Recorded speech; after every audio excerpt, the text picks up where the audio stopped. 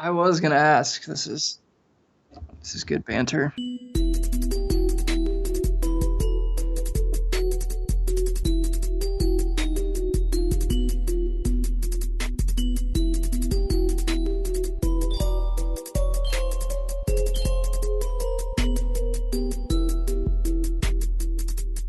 Hello and welcome to another episode of A Muggle's Perspective. I am your host, Rogge. I am here with my friend Braden. Braden, how the heck are ya? I'm pretty heckin' good. Yeah. How are you? I'm good. Quarantined, but weather's looking up here in northern Indiana, so that's exciting. Yeah, it's a nice day out today. It said it was gonna rain all day, but the public likes us talking about weather at the beginning of all of our episodes. It's relatable. Weather, stock market. Yeah. We are joined today by not one but two guests. Recurring guest, my wife, Rachel. Rachel, Hi, you're guys. there? Hi. Rachel is not only my wife, but also a patron. So she wanted to come on and discuss some good snogging this episode. Gross. Rachel, do you have any opening remarks? Rachel does. Yikes. I was like, Jump the gun. Just let's move on to Mitchell. He's got This some is things to say. no. I'm so Rachel's happy far- about this. No, she didn't have Rachel's- any opening remarks. She's glad that you gave her an out. We're also joined by Braden's brother-in-law, Mitchell. Hello? Yeah, going to be a little bit closer to the mic there, Mitchell. We'll work on it. Just like, if you guys have your arms around each other the whole time, that would be perfect, I think. Snuggling. Mitchell has been a common topic of discussion in the history of this podcast. A longtime listener, longtime caller. I feel like we've gotten a couple howls. Is that true? Have you called? No, No, I've he just hasn't called called. Braden. I've just called Braden to Oh, complain okay. about things. So that's what it is, Yeah. yeah. Which Most is of my complaints are like, all we would He expect. has a direct line of contact to me where he voices complaints. Mm-hmm. So I'm honestly, if you're getting responses from Braden, then I'm jealous of your line of contact to him as his co-host. That would be really nice. You have to let me know your secrets. I never said I responded to the complaints. Okay, oh, I guess. he just kind of says, oh, okay, yeah, okay. That's him. That's Braden. Yep. Wrong button. That's Braden. So Mitchell's here. What you spend the night there, and where do you guys live now? Greenwood last night, and decided to just hop on the pod. Stick around, yeah. Brought over my new guitar and we played last night. Wait, like your new Guitar Hero guitar, and that's what you guys played? No, Mitchell bought a new, really nice guitar. So I was like, bring that thing down here. Let's play it. Okay. And so I went and got him some Ale Emporium wings. Shout out Ale. This is Hermanaki wings. This is not Yeah, relatable you wouldn't content. know. Yeah. There's one in Fishers and there's one down here, so maybe. Okay. I mean, no. So, do you play guitar, Braden? Yes. Where has this information been my whole life? Have you been trying to hide this from me? I thought you knew that. No, you've been purposely... I'm not like an extraordinary player. I just Sure, I that's play. fine. You're no Steven Sells. It's a goal, but Right. no, I'm not there. Right. Wow. Okay, so there's just so many possibilities running through my head now. You're going to play guitar on the pod at some point. Probably a live show.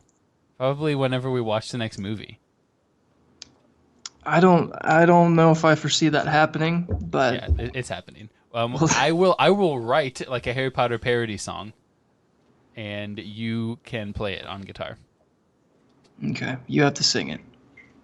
Hannah Oh, that has would to be sing so it. cute. No, you and Braden. If Braden sings, I will definitely sing. I'm fine with He's that. gonna be playing the guitar. You can sing and play guitar. Mm. Dwight Schrute, Mm. Steven No, Sells, they're- just to they're name the two mutually most famous exclusive. people who've both sang and played guitar. So this is a Harry Potter podcast where the whole point is that we all know what's going on in Harry Potter and Braden doesn't. Also, Hannah doesn't. Hannah's in the background here, may chime in from time to time. What's Mitchell's history with Harry Potter? I feel like we need to know that. I thought we had talked about it in the last 2 years enough, but that's a good point. Mitchell, tell us about your Harry Potter background. I started reading it in middle school, because I was not allowed to. Yes. Yes. So I read the first 4 books in secret, and then I got caught. So then And I I got finished it. beat. Yeah. So then I got in trouble, and then finished it reading it at school. Just less in secret. Yeah, yeah. That's And then, after that I watched all the movies. After I read the whole thing, it was kind of just like, okay, whatever. At Do that whatever point, you he want. began dealing Harry Potter books Yep. and paraphernalia, and things just have really spiraled since then. This is actually an intervention weekend. Great. That's perfect. I want like 8 Roger siblings to just walk out of the closet door right now and come sit in a circle around you guys. There's 2 of them, like literally 100 yards from here, so it's not out of the realm of possibilities. I wasn't joking. So you are. What's your house? Slytherin. Confident. Okay. He's a Slytherin. Do you think that fits you? You're like, yeah, I'm a Slytherin. Yeah, I'm pretty much a Slytherin. I thought for a long time I was a Gryffindor, Sure. but that just doesn't really fit. Yeah. How many Slytherins have you guys had on the podcast so far? Jacob. Oh yeah, Jacob is. Maybe Eric. Eric sees himself as a partial Slytherin. You don't get a lot of self-identifying Slytherins. Chad, I feel like, is a Gryffindor. Pretty strong Griff. Mm-hmm. Carla's a Ravenclaw, right? If I remember correctly. Nate, I don't remember what Nate identified as. Joseph has never read the book, so he doesn't. Joseph's probably a Ravenclaw. Maybe a Hufflepuff. Hannah's a Slytherin, right? She's been on the pod. Oh yeah. Hannah, you would identify as a Slytherin? Yes. You would identify as a Slytherin? Me. Yeah. She gave a confident nod. Definitely a Slytherin. Rachel, Gryffindor. So yeah, not a lot of Slytherins. Yep. And you just kind of bonded with it as like you didn't just read it to spite them. You started reading it and liked it. You didn't power through books you weren't enjoying just to spite your parents. No, I got really into it, and I knew my mom was always against it, so I would hide it and read it on the bus because we had a 45-minute bus ride every day to school and back. So I had an hour and a half every day to read. Nice. Which makes 0 sense because you live 10 minutes from the school. Not very Yep. far, yeah. We were just the very last stop on the bus. So that's what I did. I read every day. I didn't have a phone until I was a junior in high school, so, What are you gonna do? it was, Not gonna do your yeah. homework. That's for sure. Yeah. No, I'm not. Yeah, it got to the point where my mom would take books from me when I was grounded. So she would take my Harry Potter books or something like that. I've been there, but it was my Left Behind series books, so Yes. I have read that. Yep. All right. I don't think I was ever punished away from books. So that's why you guys have to have something that you at least claim to like more, so then you can fall back on the books. I mean, I was punished from video games. Yeah. That was about it. If it got to the point where it was books, I was probably already banned from playing video games. Gotcha. Okay. I would just go to my room and start reading, which wasn't a punishment because that's what I did anyway. Yeah. So, Plus, we didn't have a TV half the time. We were yeah, Hannah said we didn't have a TV half the time. So, Wow. Okay. So this stuff hits home near and dear to Mitchell's heart. In case for whatever reason this is the first time you're listening to a Muggle's perspective, what we do is we read Harry Potter chapters and then discuss them. Got a couple little tropes that we like to use, couple different conversation starters. So basically we're just jumping in here on chapter 11 of Harry Potter and the Half-Blood Prince, Hermione's helping hand. And I've got 4 bullet points. We'll walk through them and see what you guys thought. Did you get a chance to reread this before recording today, Mitchell? I got to read a little bit, the first chapter and a half before we got on. And Braden, did you read these chapters? Always a Absolutely pertinent not. question. No? You listened? No, I did. I read them. I read all 4 when I woke up this morning. All right. That's the real reason we didn't record on Thursday, right? No, I actually did help move a ton of huge ladders for one of my other brothers-in-law. You have so many So, brothers-in-law. You Yeah. and your brothers-in-law could form a pretty sweet 7-on-7 football team. Yeah. So that would require 14 of us. to play a game. You would be one of to play a game. Okay, I guess. We'll have to wait for a couple more weddings Yeah. before we can get. But to we're a full close. 14. We're close. Yeah. Would you play quarterback or would Brock play quarterback? I think I would. Yeah. Got Brock that was on. like Would Brock agree? Brock was like a really athletic, Receiver. like hybrid. Like he was a back and a slot receiver. Kind of an And just H-back, like- a move tight end. Yeah, just however you could get him the football. So we would need someone else to just get him the football. I feel like the problem is you have a lot of speed, but you don't have a lot of like linemen. Yeah, team. it's true. I'll have to start eating more. That's the conclusion I was coming to too. So Hermione's helping hand.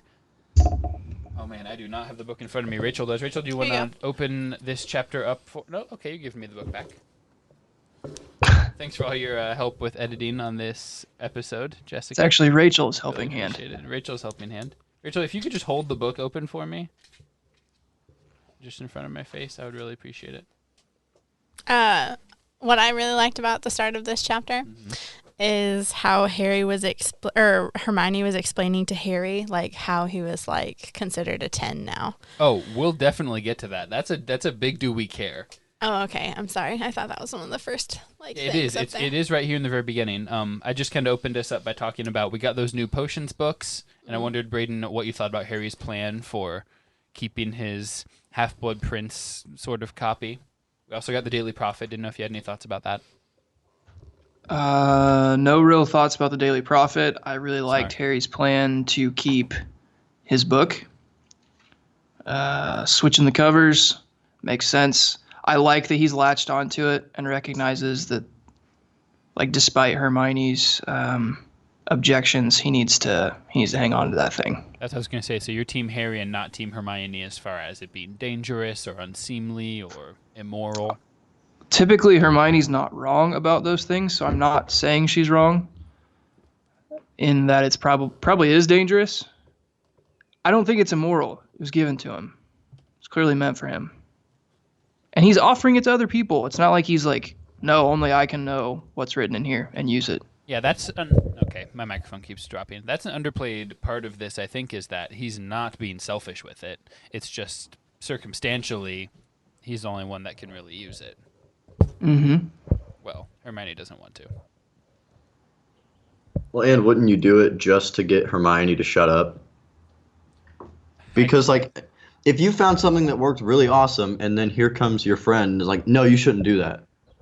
I mean, I would just do it because, like, who are you to tell me? But I just got this book. Go away. I mean, you're just Typical describing Slytherin. your story of how you started reading Harry Potter is because other people didn't want you to.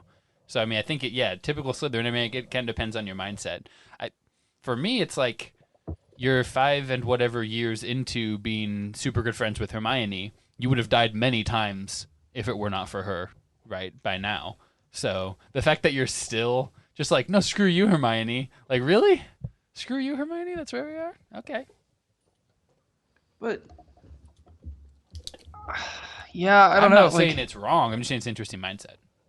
I think this podcast gives Hermione a lot more credit than she deserves. Wow. Ooh, hot Shots takes. fired. Mitchell's beef. And coming out strong as anti-Hermione. I don't know. I'm Where's not the anti-Hermione. Where's love for Pansy Parkinson, you know?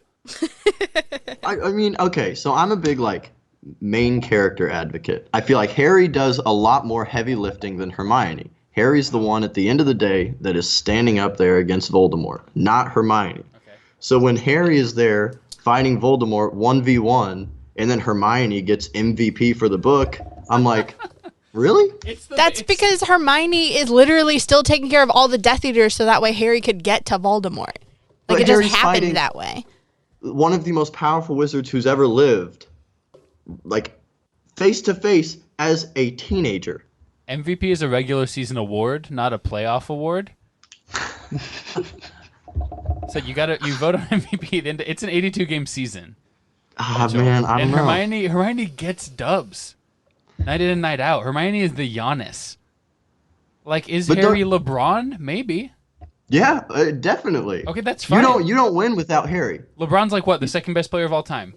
Okay, you got Dumbledore and you got Harry, and like I respect that. But that doesn't I thought mean you he were gonna wins say MVP you've got every year. Dumbledore and you've got LeBron. You've got Dumbledore. I mean, think like he's tall. He's gotta have a good jump shot. Like he's long. I see him as like a Kevin Love. Like the full court outlet passes.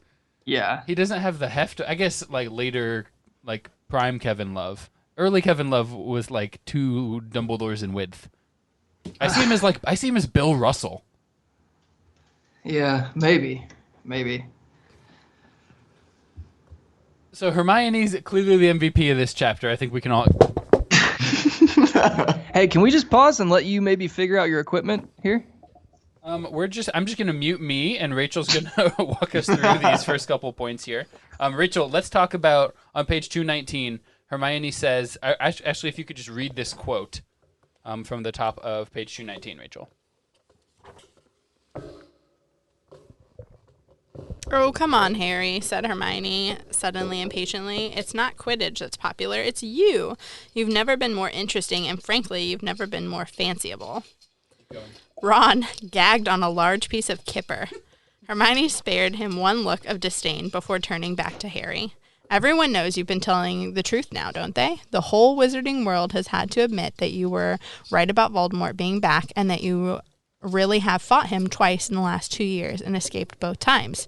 And now they're calling you the chosen one. Well, come on. Can't you see why people are fascinated by you? Harry got blushed and everything. Do I need to keep reading? No, just talk about why. Okay. So yeah, I like that because Hermione has literally had to explain to Harry, like, hey, like, these are the reasons, like, why you're a 10 now, and, like, people are okay with, like, hanging out and, like, wanting to do things with you. And I like that Ron was just, like, chiming in because, like, she talked about later on about how, like, Harry's gotten taller and stuff. And Ron's like, I've gotten taller. I've grown up. And she just completely ignores him and keeps on going. So, yeah. I was amused by that. I would like to read the Merriam-Webster definition of fanciable at this point. Able to be fancied, sexually attractive. That is all. So are we thinking that Hermione is thinking that Harry is fanciable right now, or just like explaining to him that, like, hey, this is where you are? It's definitely what Ron thinks. I mean, it's got to be rough as Ron to sit there and listen to Hermione say that. Just trying to eat your kipper. And then she starts talking about fancying Harry. Oh, man. I don't know. Hermione's really turned a corner here in this chapter. I feel like she's expressing a little interest, putting the bait out there for Harry, seeing if that takes. And later on in the chapter, she's also like, I don't know, Ron, maybe it's us. She's just kind of throwing it around to both of them. Yeah, she's just kind of like, I'm up for grabs, boys. Let's figure this out. I'm up for grabs, boys? Wow. I don't know. Am I wrong? Listen, I'm still fixing my microphone. You've been watching me do this. You knew this was happening. This is actually going to be really convenient. Your sound quality has dropped significantly. Probably because it's unplugged. Probably because you were just tangentially hearing me through Rachel's microphone, which is 4 feet away from my face. Okay, point 2. We get a lot of talk here in these next few pages. We said we don't care about the Daily Prophet. And then we talk about how we've got a lot of parents who are concerned for the safety of their kids. A lot of mail is coming in, confirming that the parents are okay, checking on the kids. We've got kids getting taken out. So what do we think the vibe is in the wizarding world at large right now, as far as you can see, Braden? Can you repeat the question? Hannah was informing me that a frozen pizza is almost done. What's the brand? Classic. You don't know? All the freshetta has been bought out. We're in hard times here in quarantine. Wow. The real sacrifices are being made. Yeah. Can you repeat the question? What is the vibe that you're getting from the wizarding world at large? Are we concerned about the amount of kids whose parents are really worried for them? Kids that are getting pulled out of school because their parents want to have them at home?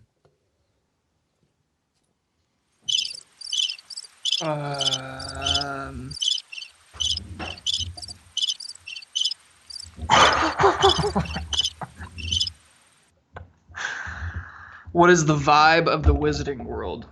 What would you say, Mitchell? I don't know. I think people think things are looking up at the same time because like they talked about Harry being like famous and like there are still kids that are allowed to be at school. So like obviously I think people are freaking out, but I think a lot more people think that like Dumbledore is going to be able to stop him. Yeah, I mean, like Harry says, you're safer at Hogwarts than at home, really. There's Aurors, there's teachers, there's Dumbledore. So it's really a competing... There's like two competing sentiments.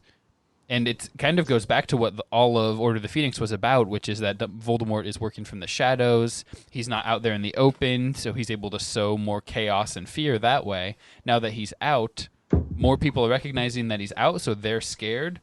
But there's other people that are like, at least it's all on the table and we know what's up. Yeah, I think there's comfort that comes from having credible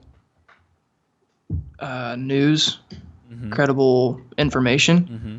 Like even if the information itself isn't like comforting, Right. It's like like you said, at least you know what's actually going on, and the enemy is out there, and like now you can prepare yourself accurately. Good. The rest of this chapter is pretty much taken up. Yeah, I believe it is.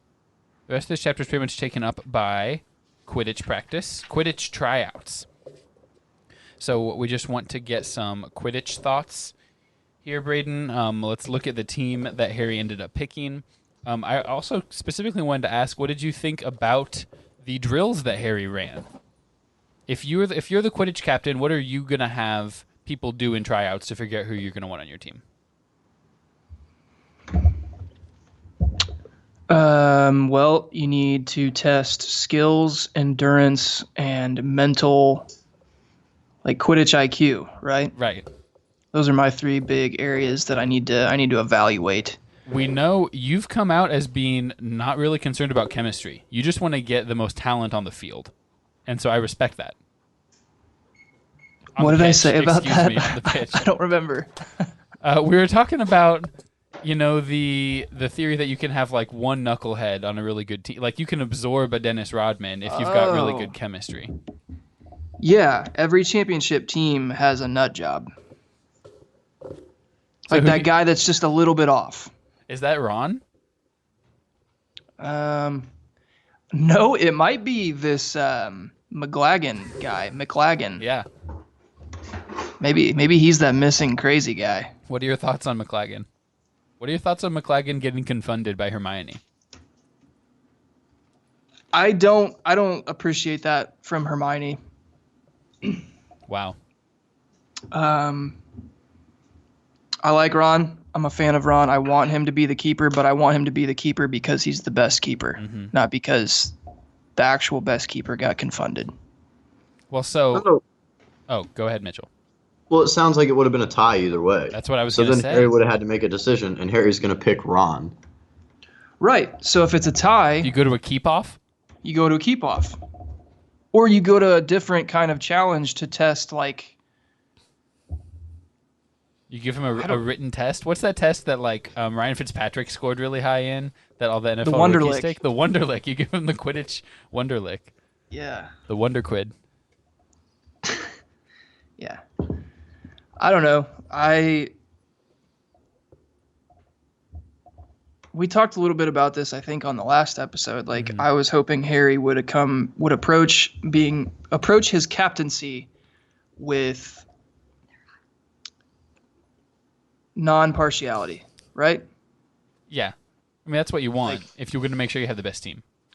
Like, I don't want him to just pick his friends. I want him to pick the best players.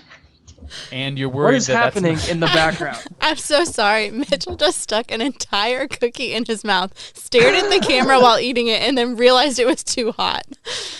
and Oh. also is trying to lean away from the mic so that he doesn't get crunching sounds into it, which I appreciate.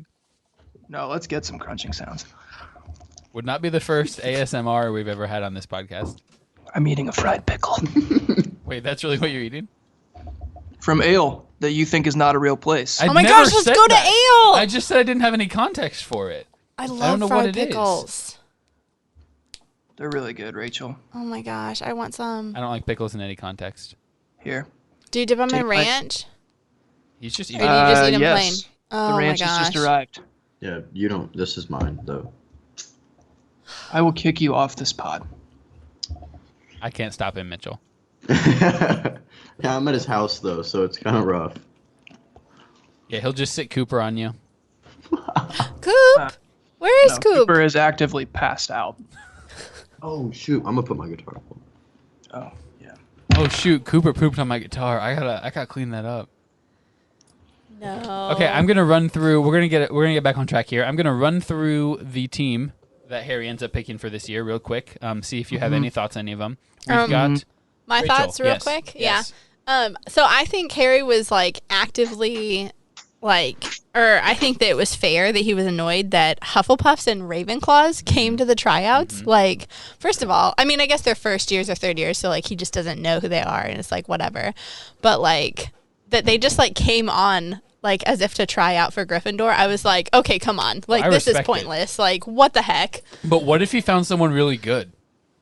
Yeah, I'm kind of on that side too because if I'm a Ravenclaw and I think I've got potential in Quidditch and Harry Potter is the captain of a team, like screw it. I'm going to go show him what I got. Yeah. Would that be allowed? Yeah, it can't be allowed. Why not try it though? There's no way it's allowed. But why is But it not? If you like don't get McGonagall loves Quidditch, so maybe she's like, hey, under the table, you're now a Gryffindor. picked, what if? So let's just assume that the Ravenclaws have already picked their team, okay? And this person was the fourth chaser that didn't make the cut. Like you cut them. They're a free agent now, right? No, they're still part of the other team. So they still own the rights to that player. I think there keep should. them in limbo. This is a J.R. Smith situation. I think that there should be protocol in place that if you are cut, like Quidditch is this important above education, you should be able to transfer houses. Yes. Do you have to wait a year? Yeah, you do have to. You have to wait a year. It's like high school. Would I be able to go try out for the North Montgomery football team? Yeah. You probably No, would. but the You'd be next able to year you could transfer right enroll in. at North Montgomery. The next Yeah. year you could enroll. Yeah. But And I didn't honestly, get chosen. there's loopholes where you'd be able to enroll. I feel like we've heard of that happening. Yeah. Central Catholic actively recruited DJ Bird in high school. DJ Bird. That's a. Have we ever talked about DJ Bird? DJ Bird is like a running joke. Not that he wasn't good. He was obviously great at basketball, but just like how he always destroyed Crawfordsville's hopes and dreams. And then his Purdue career. It's like something that Eric and I talk about every year or so is DJ Bird. Yeah, DJ Bird, come on the pod. BJ Bird. How well do you know DJ Bird? Almost not at all. This is what I know about him. Okay. When I was a freshman, Uh-huh. he was a senior, Right? and a kid in his class that hated him broke a tray full of food over his head and at lunch one day. Wow. Like got a lunch, which what a slap in the face to the lunch ladies. And Got your a full parents who are lunch paying on for his this tray. lunch. Walked out to the center aisle of the lunchroom, Mm-hmm. stood over DJ Bird, wrecked his head Wow. and the tray and the food. Huh. I would have never done that. Now we know. You would have eaten it first. I would have eaten it first, and then with like the leftovers or like the Scraps. scraps, then I would have done. Maybe collected scraps from everybody else at the table, and then gone and done it. But like, Maybe he did. You know how these legends, they change from person to person. Okay, you got Katie Bell, the returning. She's like a fifth-year Quidditch team member at this point.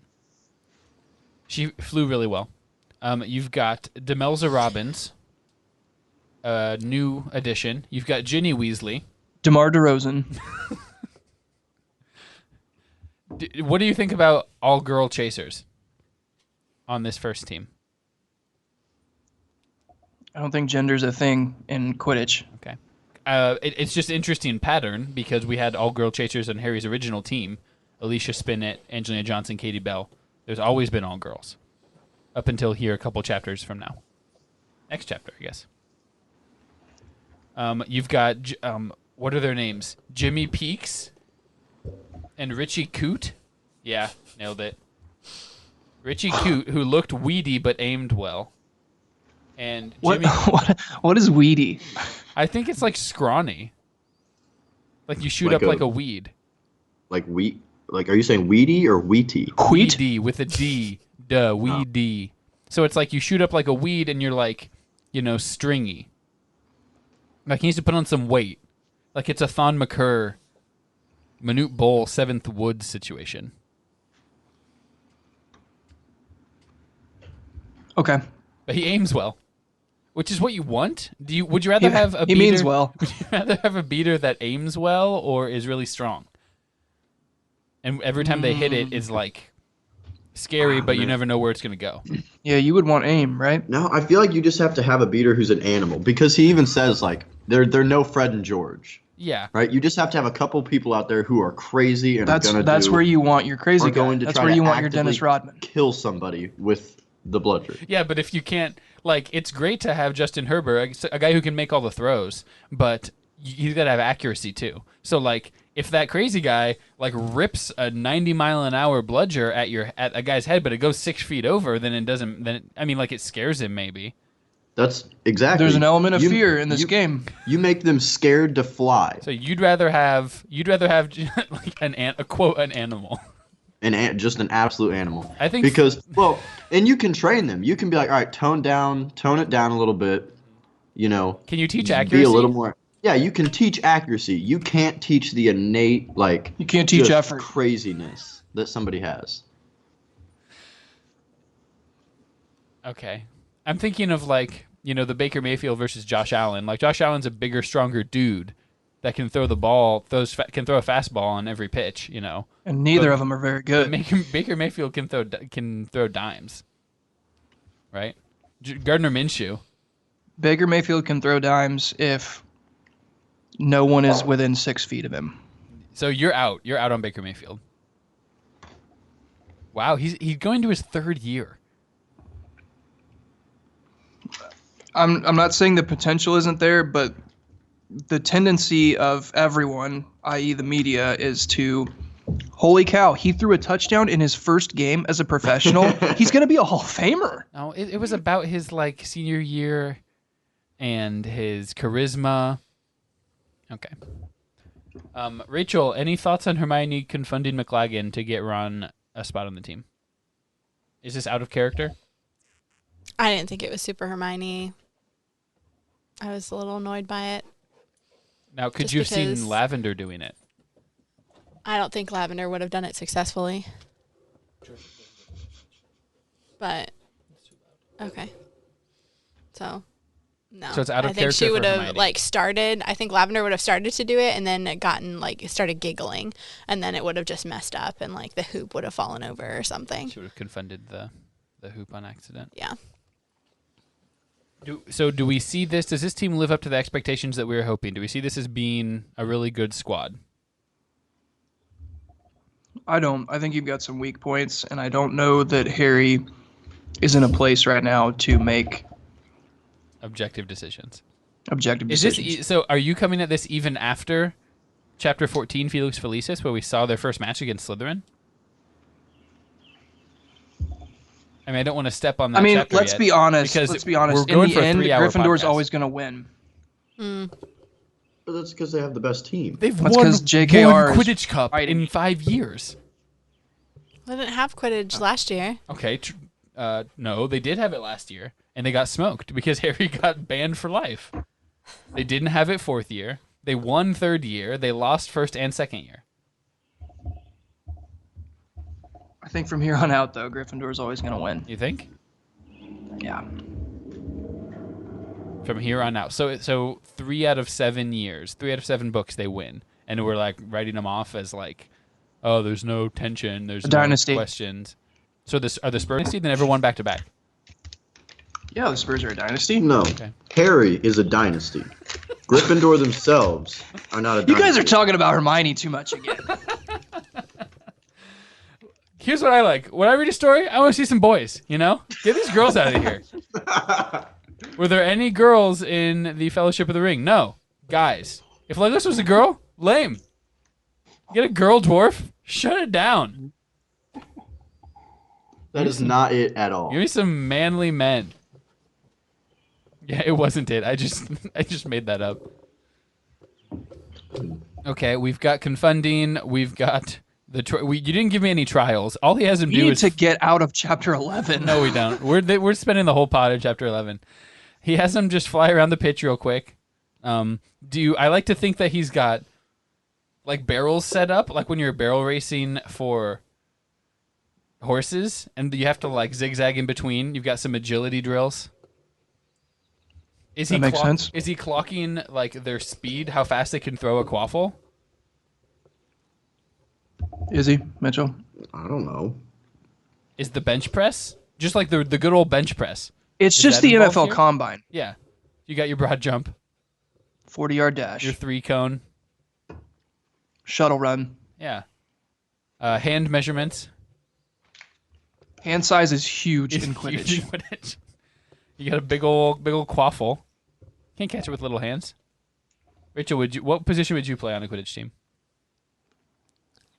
I would Keep in mind play your tiny hands. Lee Jordan's role with keeping the score and announcing. Papa! Useless role.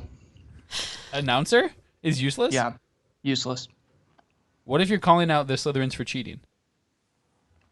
Which he does repeatedly. What if you curse on mic? Which he does repeatedly. Rachel, what position would you actually play though, like on the pitch? I can't picture Rachel I don't flying think a I would broomstick. be able to play a position on the pitch, and so that's why I went for Lee Jordan's role, because like when I did sports in high school, I played volleyball for 1 year because I had to, and then I was the like manager for the basketball team What's in the college manager and for in the high Quidditch school. team look like? You got to wash those robes. They're always practicing. You got your Quidditch robes. You practice it in the rain. You get muddy for some reason. You chalk the brooms because their hands get sweaty. So like when there's a timeout, you throw chalk all over the brooms. The broom handles. The manager is somebody that gets beat up and they have to put all the balls away. So they just leave like the balls that fly around everywhere, and the manager has to fly around and catch the snitch, catch the bludgers, put themselves at risk after everybody leaves, and spend hours and hours just trying to put those balls away. I feel like Wood used to do that. I feel like Wood, as the captain, would take that on himself. Or it's just like by position group. Like beaters, you got the bludgers. Do we know that Wood actually went to school? No, Like, or did he just live in the locker room? it's not clear. No, McGonagall put him out of class. McGonagall does pull him out of class Yeah. at one point. That's true. To introduce him to Harry and say, "Here's your new seeker." Because she was like, His "Why fifth are you year. out of the locker room? What?" She goes to the locker back. room first and is like, I can't find him. Good thing I have a tracker on him. Like, oh, why is he sitting in Defense Against the Dark Arts? Quirrell's class. Why is he sitting in Voldemort's class? I think if I was anything, I would probably be the seeker. Is that what Harry does? That is right? what Harry does. Yeah. I'd probably be the most important one, I guess, if I had to choose. No, like it's not the most important one, because even if you catch the snitch, it doesn't mean you're gonna win. Yeah, it makes up for 15 goals. Okay. How many times has that happened that Look, someone caught the I'm snitch not and gonna didn't be win? able to fly Twice. and like hit a bat That's at accurate. someone accurately, or be able to hold a ball Uh-huh. and throw it That's through why I a was small thinking hoop. keeper. No, I can't. Are you kidding me? Too many things flying around. No. There's one thing to focus on.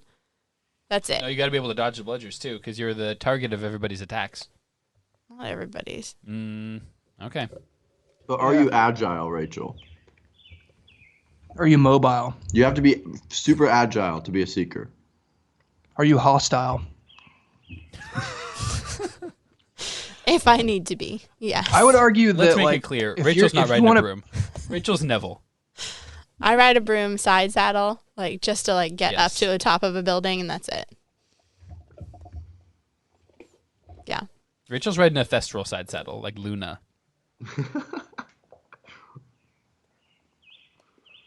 Yeah. We've got one more point for this chapter, unless anyone has any more thoughts on Quidditch tryouts.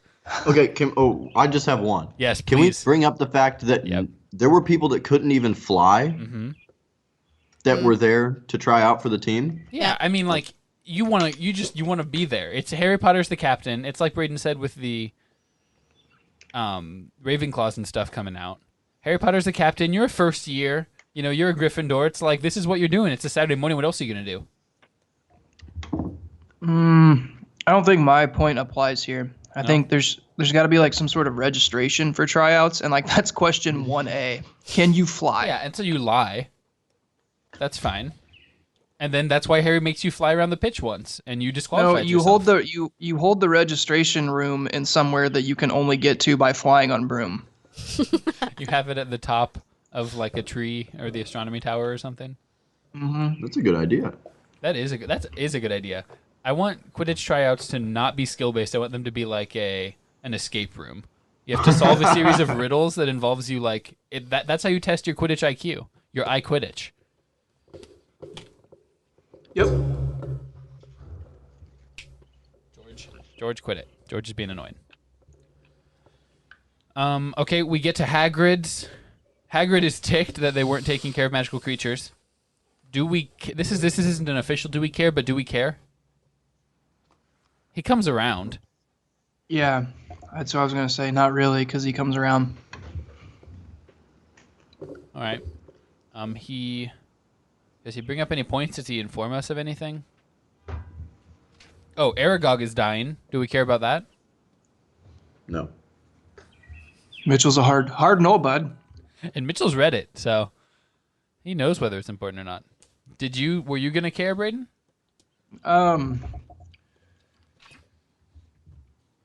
Isn't Aragog like kind of the owner of the Forbidden Forest? Like he runs things. I mean, yeah, like North the head of the Spider. Spider Mafia is gonna have a lot Split to up. say in what goes on. Between him and like the centaurs, I feel like. Yeah, but the centaurs never tried to eat Harry, and they're not disgusting, horrible spiders. They considered murdering him. Is Mitch and Rogge on the same page about And spiders? Braden. And Braden? We're For all all on the of same you? page about spiders. Yeah, nobody here likes spiders. In fact, if you're listening and you like spiders, just get out. Good movie. Get Out. Really enjoyed it. All right. You didn't like Get Out? I didn't see Get Out. Yeah, I've never seen it. We'll have to watch it. We'll have to do a patrons only episode on Get Out. Okay, couple do we cares. Do we care about the Aguamenti charm they're supposed to be practicing for Flitwick? Create water. The water making charm. Don't look at Mitchell. Do you care? He knows whether or not he cares.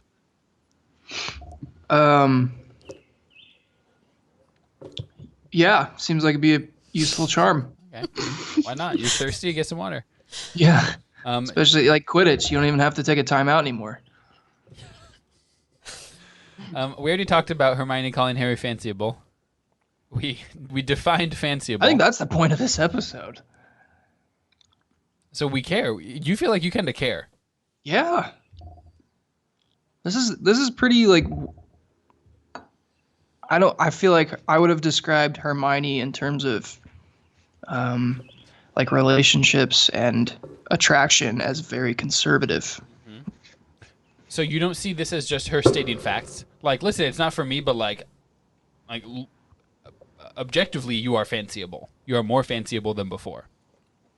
And you've risen up. Like, I have a chart of the ranks, and you've risen up them based on. Do you these think teenagers objective speak in categories. those do you think teenagers speak in the under those? I'm sorry, I thought we were talking about Hermione Granger. You don't think she has a chart? So Bro, are you saying I she's had fancy incapable ability of charts. being attracted to Harry? No.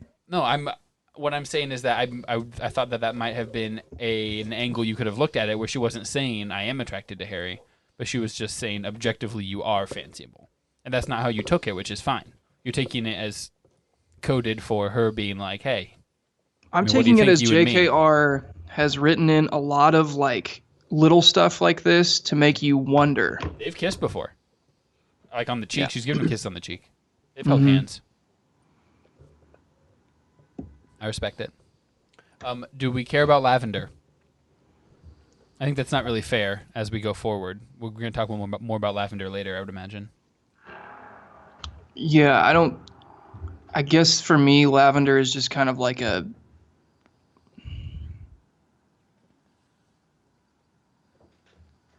that's not gonna last. Okay, just Her a fling. Yeah. Do we care about Arthur going and searching the Malfoy's house, not finding anything cool? Yes. That means they've moved stuff and they're hiding it. Okay. So we still think that there's something, that Malfoy's up to something. Yes. I mean, you know they are, 100%. Harry knows for a fact they are. Ron and Hermione don't agree. They're not MVPs. Yeah, Harry has legitimately... Hermione's like, trophy case. Scoreboard, bro. Harry has seen Malfoy as a Death Eater talking to Voldemort. Did he say that to Voldemort? He's seen Lucius Malfoy as a Death Eater. Lucius Malfoy, yeah. We all agree so going that Lucius to the Malfoy's Malfoy. house. Yeah. But Lucius is in jail. Is in jail. Yeah, he's in jail. And Harry thinks that little Draco Malfoy has something that he's trying to get fixed. Little Draco? Lil Draco. Your boy Little Draco? Moneymaker Mac. He thinks that Draco Malfoy has something at home that he's trying to get fixed by Borgin and or Burke. It's got to be Burke. Borgin's dead. No? Burke's dead. Burke's dead. It's got to be Borgin. Nailed Yeah. it. Yeah. And so Harry's like, let's go find it. Maybe it's at the Malfoy's house. But they didn't find anything. So the question is Harry paranoid? No, he has more than enough reason to be suspicious. Okay, and that's I'm fine. just wondering why he hasn't killed Malfoy yet. That's illegal. This has been Mitchell's question to me, like, pretty much since this podcast started. Harry is lawful. Like 3 good. chapters in. So why do you think Harry hasn't actually killed Malfoy yet? I guess he's maybe chaotic good, but he's definitely good. Who, Harry? Harry. Yeah, Harry's good, but He's like at maybe what lawful. point do you say, okay, I think Malfoy's, getting in with the Death Eaters, who I have seen kill many people, Okay. people that I love more than anything in the world. Uh-huh. So I'm going to take Malfoy down to the Chamber of Secrets, kill him, and then nobody will ever know. I have 2 thoughts. One is that you led with, I think Malfoy's getting with the Death Eaters. Be like, I don't know, it seems like he probably is. I should probably kill him to be safe. Like, that's a stretch. That's Exactly. Death Eater behavior. What separates the good guys from the Death Eaters then? If you're just killing people because you think that maybe they're evil. Well, Harry's Good not guys, the best. good guys right now. have consciences and codes of conduct. Second of all, I couldn't agree with you more about underutilizing the Chamber of Secrets. That is a space in Hogwarts that only Harry can get to. Miles beneath the school. And Yeah. maybe Ron. Ron's been there. It's Miles meet the school. Why didn't they have their stupid Order of the DA, Dumbledore's army meetings down there? I brought this up to Braden many times. Maybe the only argument I can see is because there was a cave-in in the tunnel on the way down. No, But they Hermione could have can fix easily that. cleared that. Hermione can do magic. Unlike Harry. That's my biggest beef with the whole series, is how you have literally the coolest... Mitchell's! I don't know. You have the coolest, like, old historical, like, place that was Racist. built by Salazar Slytherin himself, Yep. and you're gonna be like, I don't Salazar really need it. Slytherin, the god. Salazar Slytherin, Yeah, like, like- a guy who everyone looks up to. Well, okay, no, but like, he's a historical. Our fearless figure. leader. He's a historical the same way that like Hitler is a historical Yeah. figure. I feel like you could get people down there. You could tell them about mudbloods and how they're, overreaching. And you could really Well, you get some can't- okay. indoctrination going. You can't tell me if I took you down to like an old World War II bunker and I was like, this is a Nazi bunker, but isn't it really cool? I would say that it is Historical value? historically yes, historical value, interesting. Yes, I mean I absolutely see the value in visiting Auschwitz or Birkenau and places like that. But if it's like a bunker, all of that guy's dead. You're not using it for those evil purposes unless you're using it for good evil purpose, like killing Malfoy. I think that's a good one. But Using it for whatever. good evil purposes. But It's a necessary evil. I don't think inherently the place is bad. I don't think that. I agree with that. I think it is. I think it could be a useful location. You could Yes. you change the name to Dumbledore's Harry's chamber. Okay, so for the record, Rogge is now in agreement with Mitch Yes. that Harry should kill Malfoy in No. the Chamber of Secrets. No, I'm saying Harry should That's what you utilize the said. That's not what I said. I said 2 points. One, we shouldn't be killing Malfoy just based on speculation. Not without like I'm in favor of trial by jury. Okay? I need Dumbledore to pronounce that Malfoy is deserving of murder before Harry kills him. No, because Dumbledore's never gonna say that. Okay, so maybe he doesn't deserve to be He has a killed. differing opinion, so we don't ask him. How long did it take Dumbledore to take care of Voldemort? How long did it take Sirius Black sitting in jail for 15 years falsely accused? That kind of A long sucked. time. Kind of sucked. Yeah. So if they So had just any- killed him, that would have been bad, right? Okay, but Sirius, there was no like. There was a trial. Yeah, it was a sham. Yeah, and so you want even fewer trials. Was a trap. Yeah, but Malfoy has been known to be just the worst. That you're not going to hear any disagreement about. Malfoy is the worst, except for maybe Umbridge. Oh, okay, no, yeah. Should yeah, Harry have I killed Umbridge? can't- Yes, Yeah. 100%. Like what? You gotta make it look like an accident. Harry should have poisoned Umbridge, and that I agree with you on. Harry should have blackmailed Umbridge to where kill- she had to kill Malfoy. Or other way around. Either one, I don't care. Get rid of both of them. Yeah. Anyway, that's my whole thing.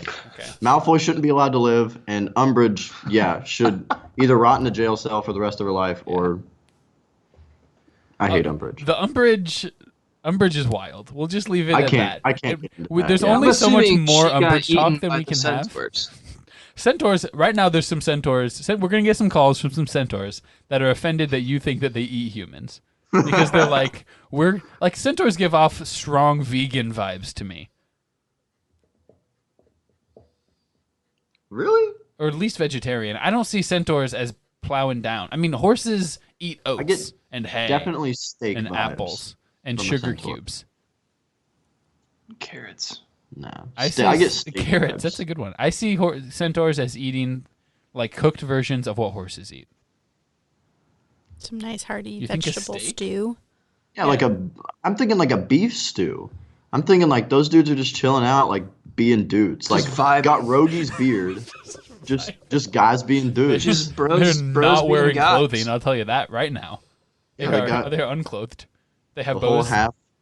I guess they've got their bows and arrows, and they're not just using those for protection. They're using those for hunting.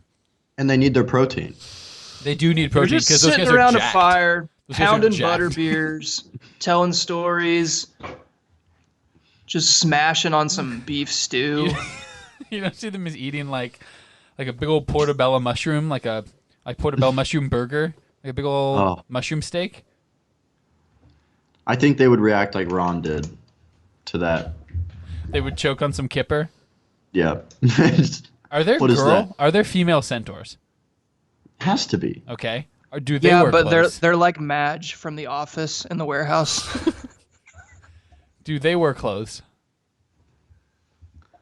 I don't think we're at liberty to answer that. I doubt it. I would heavily doubt that. Okay, so do they look like men from the waist up then? No, they probably look like women, but it's like how like African Just a tribes tribal that- thing. Okay. Yeah, like tribes I that have never been respect introduced. Like, yeah, it's not. All right, Braden We and just I are haven't ready to seen move it. on. Yeah, we got to move on. Sorry. Mitch and I are clearly starting our own pod where we really deep dive into minute Into centaur life. centaur life, but I don't think it has to be. So, could a centaur make it down to the Chamber of Secrets? I say yes, but they would hate it. You have to slide down into the Chamber of Secrets, and you don't want to send a horse down a slide. In my limited horse experience, Everyone knows that. I've heard. Isn't it a thing that cows can walk downstairs but not back up them? Is that a thing? I've heard it. I've heard it said. Can't confirm or deny that. Chapter 12 of Harry Potter and the Half-Blood Prince, Silver and Opals. 55 minutes in to this podcast. Yeah, we may have to cut out some of your do we cares here. I've only got 3. I guess I got 4 bullet points here, but they're quick ones. So we're just getting unfiltered, just Braden thoughts, and if we don't care, we don't care. All right, and I have fewer do we cares for all these other chapters. I did the first one, so. Chapter 12, Silver and Opals. We open up with Harry reading just spells out of his copy of Advanced Potion Making. We get some Half-Blood Prince stuff. He uses Levi Corpus. He remembers that his dad used that spell. Where are we on his dad being the Half-Blood Prince? This was interesting. I had not considered James. I don't think James is the Half-Blood Prince. Why? I think it's Tom Riddle. He's a Half-Blood. Yeah. That's So all I then have to say How about did that. James get his hand on this spell?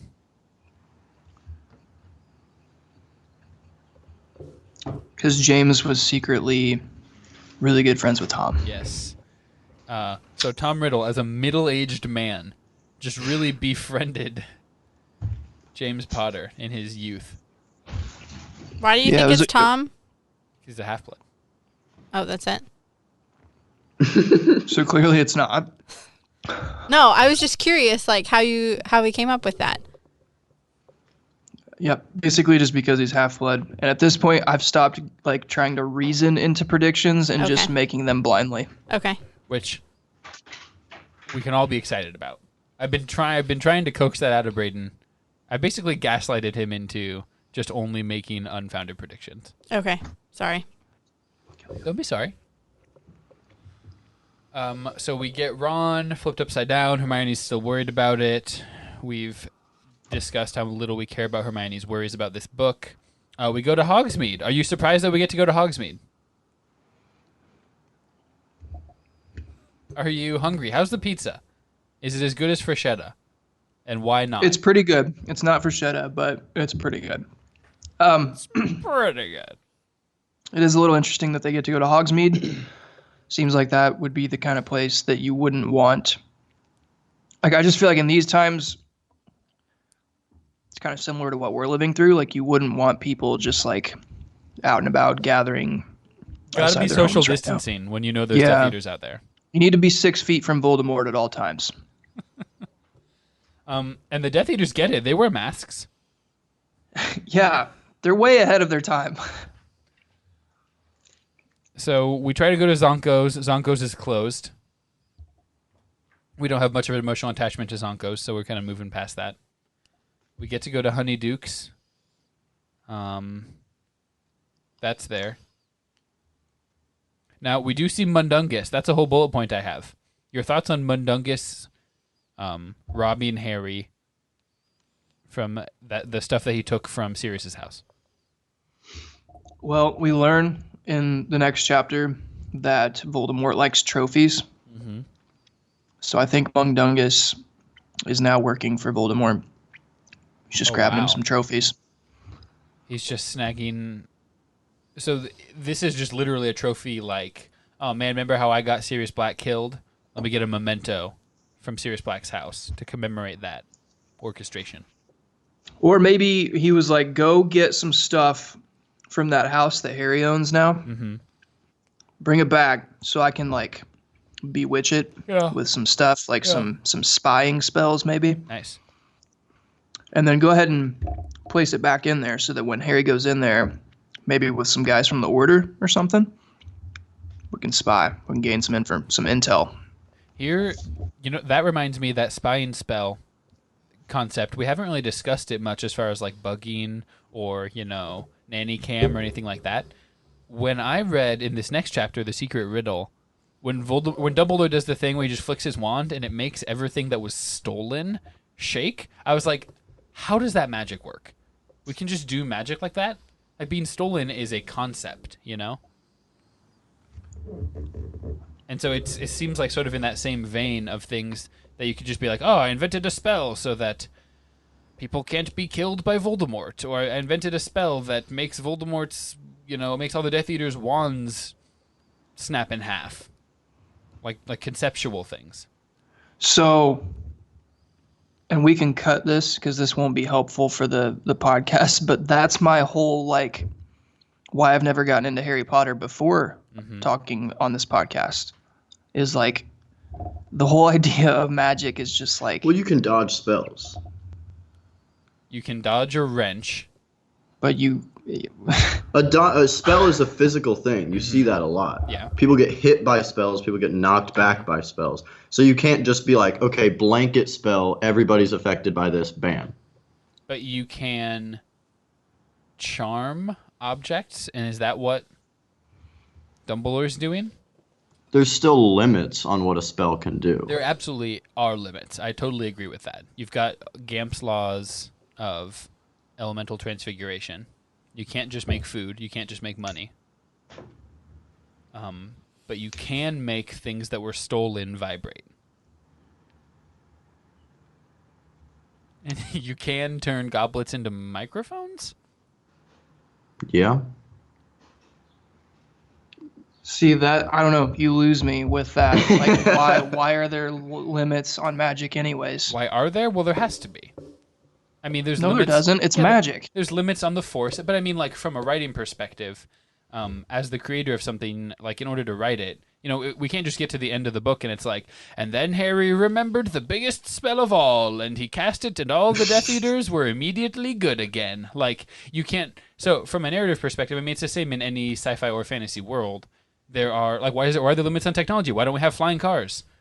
Why don't we have self-tying shoes? Why don't we have hoverboards? Why are all my futuristic references from Back to the Future? The biggest spell of all is love, by the way, Rogge. A good hug. Preaching to Dumbledore's choir. I'll tell you that. So when in creating any kind of magical world, I mean, it's the same in Lord of the Rings. It's the same here. There's limits. There's limitations on it because it's just another like force of nature. I mean, it's just like in the very first chapter, right? When they met the minister, the regular minister, Prime Minister of England, and he's like, I don't understand how you guys have bad stuff going on. You can do magic, right? And that's where you're coming from, is you can do magic. The problem is the bad guys can do magic too. So like, it's not just infinite ease. Like, she's crafted a concept of magic that has limitations, that has physicality, and it has duality. I mean, why do you have to learn spells instead of just being able to say them and the thing happens? Like, that's how this world works. Okay. I don't like it, but I accept it. I have nothing to add or take away from what you've said. That's good to know. So we think Mundungus is on Voldemort's side now. Yeah, why not? Can't think of a reason. Because he's too scared of Dumbledore, I guess.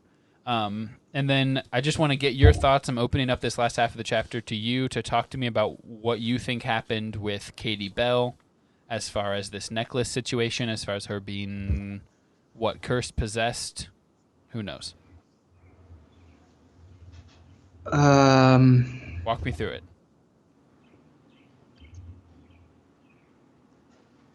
I don't know. I mean, I think it has to do with Draco. I kind of believe the fact that he's just even alive is annoying. I think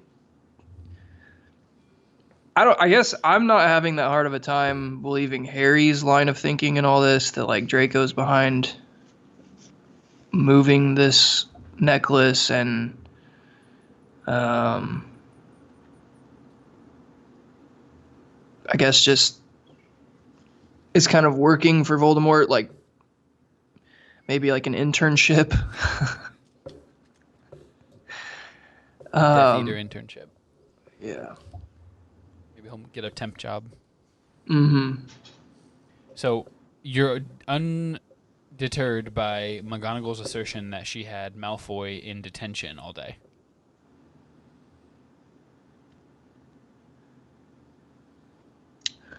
No, because people can appear to be the people you think they are, but they're not. We learned that a couple books ago. Oh, wow. So she's got Goyle taking Polyjuice Potion to look like Draco to sit his detentions for him? Draco had Goyle take the potion. Yeah. So that he looks like Draco, while Draco can go out and do Voldemort's bidding. Or is it just a pre-planned alibi? What if it's a prestige situation and Draco has a twin, Dorco? Darko. There's a fanfic about that. Really? Yeah. Draco's got a twin. It's actually not bad. 4 out of 5 wands. His name was Darko. What's his name? Darko? No, it was some other Latin thing. I can try to find it. So you're convinced that there's... It was Josho. That's actually really good. Where are my buttons? Nope.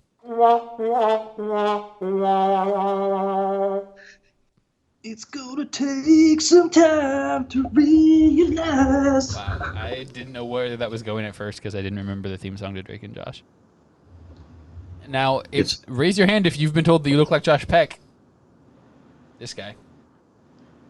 I got told Drake, so we could do our own Nice. Drake and Josh. Drake Rogge. and Josh. Draco and Josho. Draco and Josh. Yeah. That's what we'll call our podcast that literally no one will listen to, including Braden and Rachel. Absolutely 0 people are listening to this podcast. It's about centaur life. It's- Draco and Josho. It's 3 references deep just to get it on the ground floor. Okay. We think it was Draco. McGonagall doesn't believe it. Dumbledore doesn't believe it. Leanne is here. That's a name we have to know now. We met a Leanne. She's like 1 year older than Hermione. They've been going to the same school for 5.5 years now. And she's like, hi, you're L something? Leanne? Right? Is that right? Like, come on. I don't feel like Hermione really puts a whole lot of effort into like things that aren't directly related to her education. Including fancy ability charts. She pays attention to Ron and Harry and Victor Crumb, and that's it. And Hagrid. Yeah, she didn't take his class. Could have been more committed. Yeah. Any other thoughts on this chapter? Oh, we do get some snogging at the end. Real quick, this necklace, Oh, no, that's Harry next chapter. remembered seeing it 4 years ago. And it's Oh, like, yeah. oh yeah, this is a thing. Like, Harry's I all just- about blaming Malfoy for stuff like that. And he remembers Malfoy seeing it. yeah. He's like, oh, actually, I remember this exact moment when this happened. Like, I'm not really going to buy that Harry remembers this necklace from 4 years ago. Like, I don't know. It seems like odd for him. Do you have any concrete memories of pieces of jewelry from when you were 12 years old, Mitchell? My mom's ring, like her Okay. wedding ring that she wore on her hand. All right. But, like, you saw that regularly and not once in a dark shop where you were hiding. There's like necklaces that I remember from like being a kid. Like, yeah, like if I saw a necklace that was like one of a kind, and especially if I saw it in, I don't know where he saw it at. Morgan Morgan Burks. Burks, yeah. When he got sent there accidentally, that's a horrifying experience. And it's burned into his brain. He's got I don't Yeah. know. Morgan I'm Burks not buying PTSD. it. Well, plus, here's my thing. He's been thinking about every single thing he knows about Morgan Burks for like 6 months, ever since he saw Malfoy go back in there. So he's been ready to drop, like, remember there was a weird hand. And I saw, like, a sarcophagus. Are there any sarcophagus-related hijinks anyone's going to get up to? I can blame on Malfoy. So, I think he's had this one in his back pocket. Is why I can buy it a little bit. Do we care about Ginny not hanging out with them because she has to go hang out with Dean? She's got to go snog with Dean.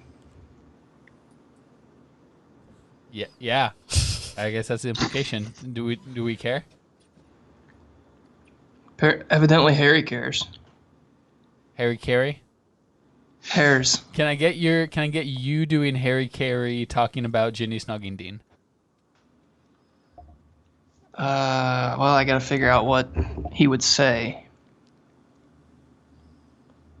How old are they again at this point? 15 and 16, Ginny and Dean. 15 and 16. Holy cow!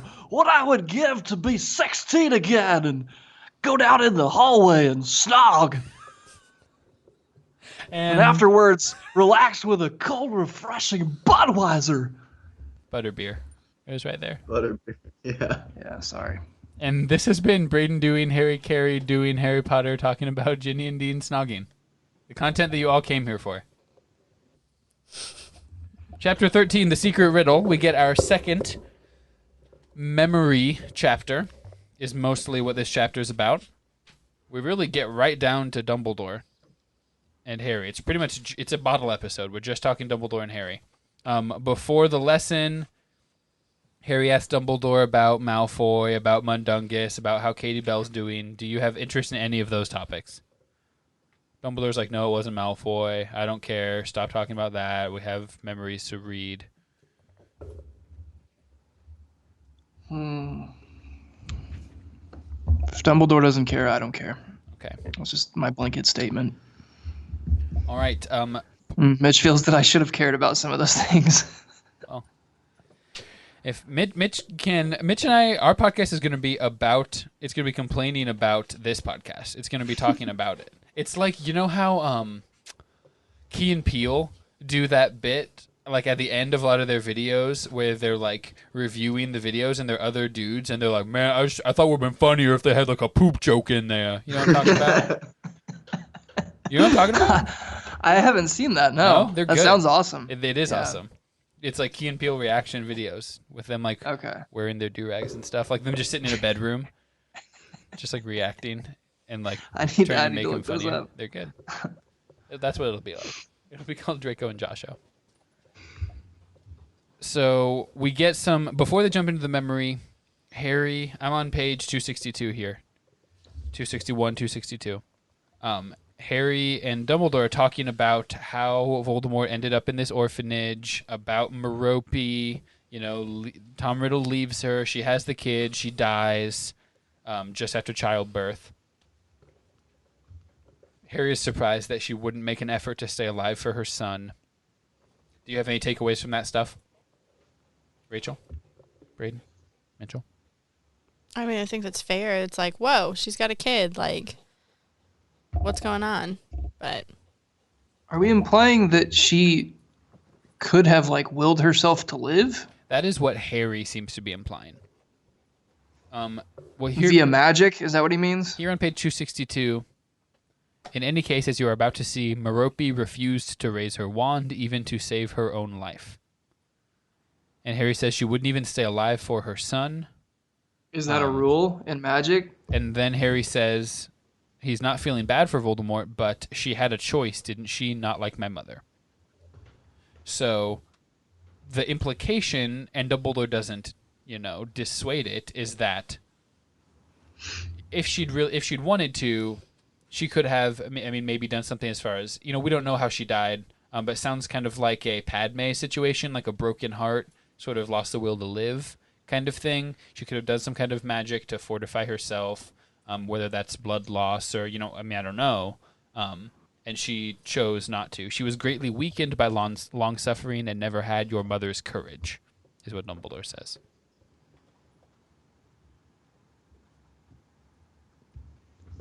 I don't know. I don't really get. I guess I don't really. That doesn't make sense to me. That like. Oh well, you should have just used magic to keep yourself from dying. Like that seems like what we were talking about earlier. One of those like unwritten rules of magic. Like Well, you can't, bring because someone then back no from the one would dead. ever die. Well, there's magical. There's magical healing. There's Madame Pomfrey. There's But that you can do it to yourself. if you're skilled enough, and there's basic stuff that you can do. I think it was just like also setting up precautions because she had him in an orphanage, right? So like there just must have not been much help from that. So like I think she could have set herself up for better success, but like didn't There do could have been any a way of for her that. to make money and get food instead of going to the orphanage and having a kid and like waiting until it was to that point. Maybe is kind of what you're saying. Yeah. Well, I guess that's fair.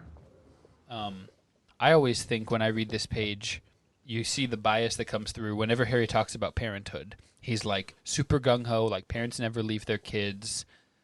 Parents should, do whatever it takes, make sacrifices and stuff like that, because that's what he's experienced from his parents, is that they sacrifice themselves for him.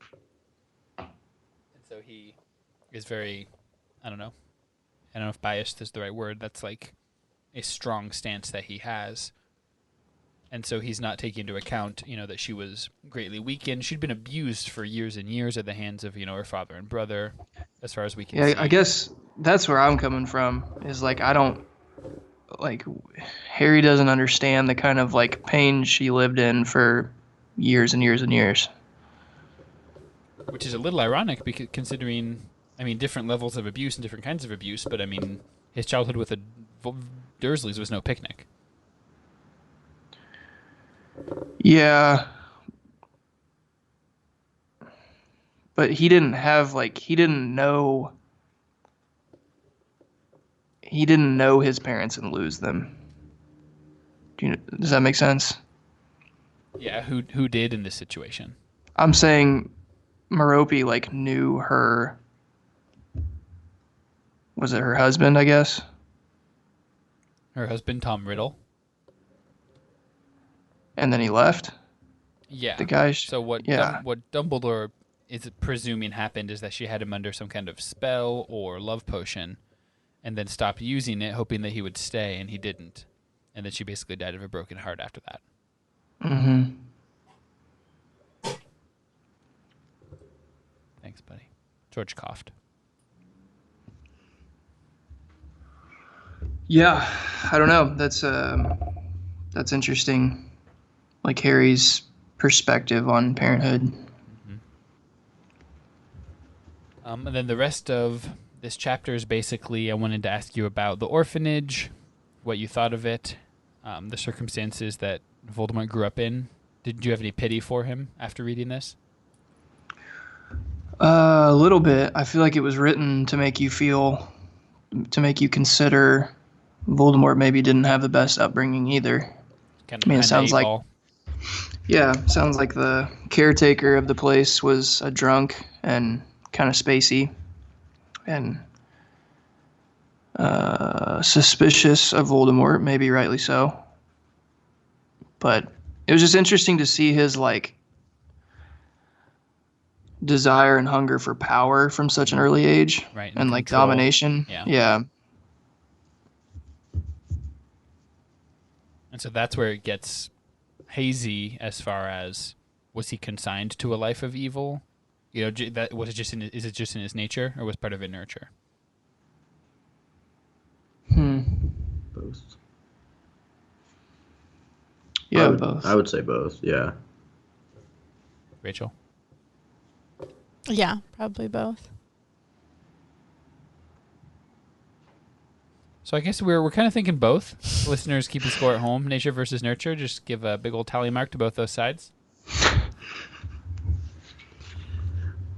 Any thoughts on the things that Voldemort did, or we're told that he did, as far as, hanging a rabbit from the ceiling, or taking those kids to see that weird cave, or anything like that? Are there any insights that you gleaned, or? He's just fascinated with control and inflicting fear and pain. Like he has a bend towards evil.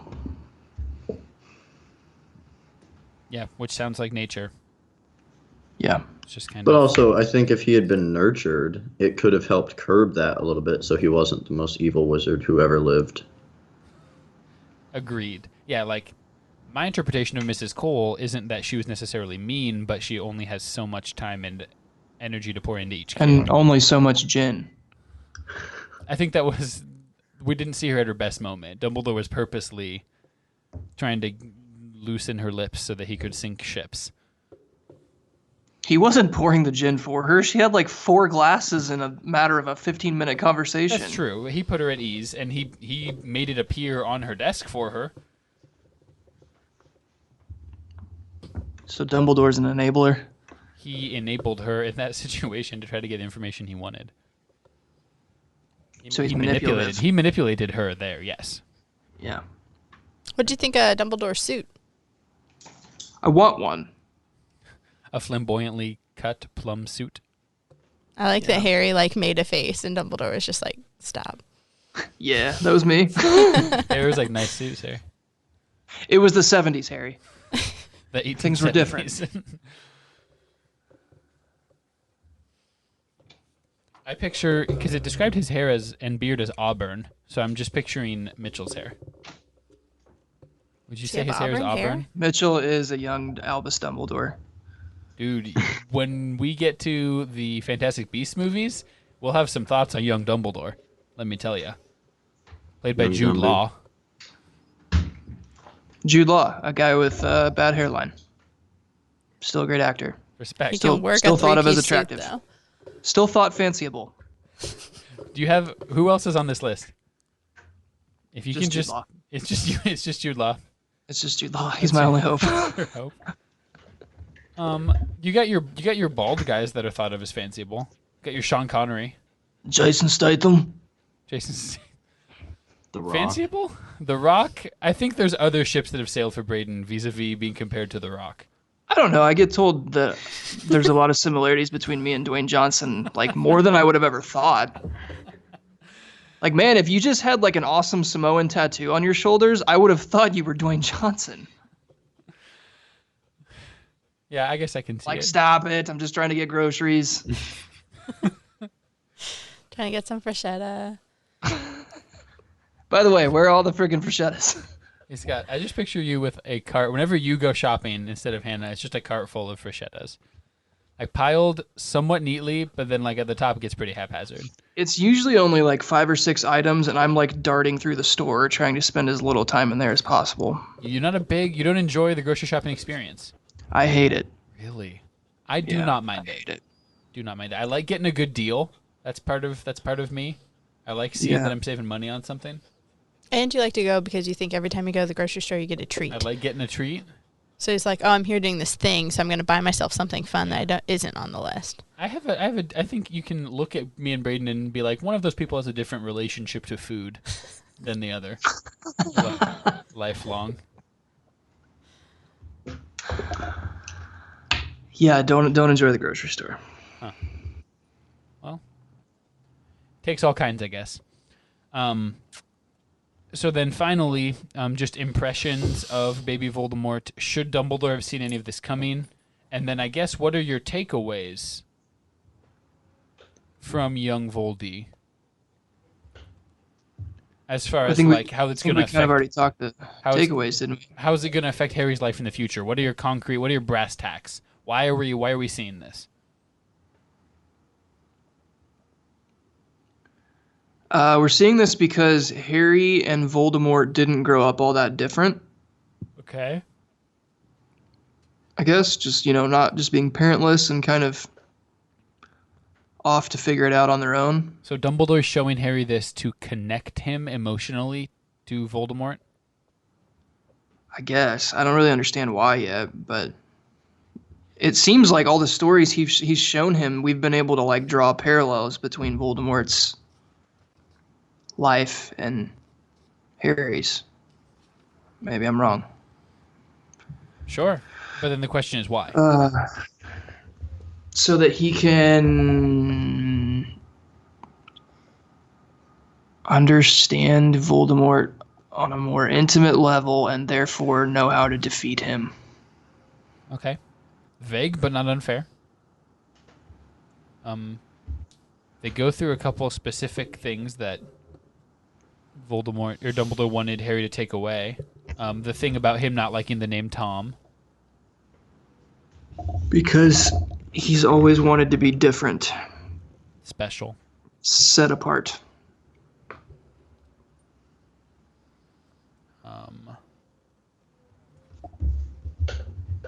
I trust that you. This is on page 277. I trust that you noticed that Tom Riddle was already highly self-sufficient, secretive, and apparently friendless.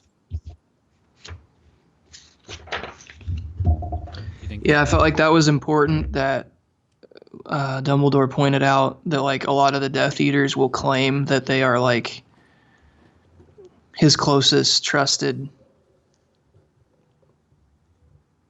I don't know, minion or whatever, and Dumbledore was like pretty adamant like they're not.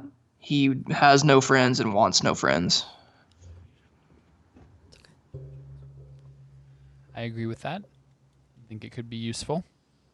Lastly, his trophy collection thing. We already kind of hinted at. You think that's going to play into maybe some of his tendencies as far as spying? Anything Harry will be able to take advantage of?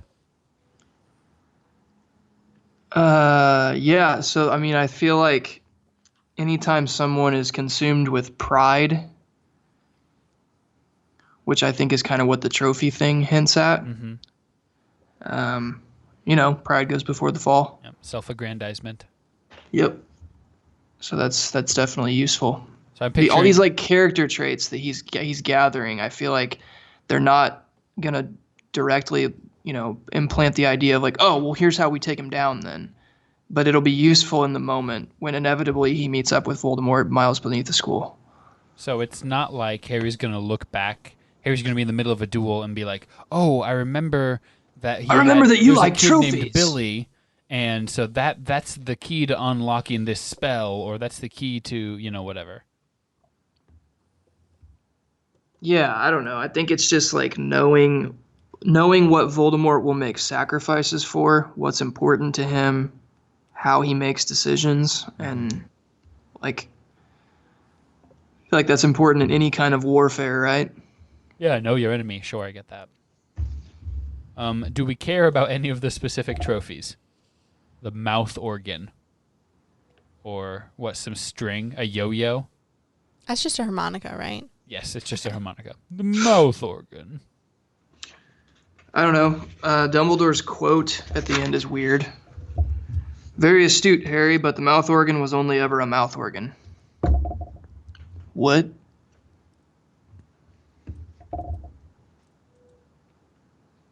I just thought that was weird. I don't really have anything else to add. You don't have any predictions as to what that could be implying? I don't. I have no idea what that means. Okay. Fair enough. Mitchell, Rachel, any other thoughts? Ready for the next chapter. No? I feel like you guys have gotten quieter and quieter as we've gone on. This is a very long episode. Yeah, I realized I was slowing things down a little bit.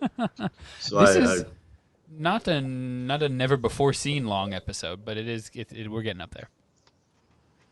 Okay, last chapter, Felix Felicis. A little less heavy. We're a little more at school, One of the doing things the day-to-day stuff. Rachel? One of the things I really enjoy when like books or movies like Harry Potter or whatever is when the characters are just having a normal conversation while doing like ridiculous things. Like when they were in herbology class and like trying to like, I don't know, whatever they were doing, like milks a plant or like get the pot out or something. Yeah, they had to reach into the stump and fight back its like crazy vine. Yeah, it was like they weren't even doing that because they were just like having their own conversation while it was happening. And so I just really like looking into that in like the characters' world. I, for the first time reading this, was trying to figure out if there was a parallel between what they were doing and the conversation they were having about like diving into a thorny subject and like trying to pull out, pearls of wisdom or nuggets of truth from it. Did anyone else consider that possibility? That's good. I hadn't, but that makes sense. Do you remember, Braden, what they were talking about during that convo?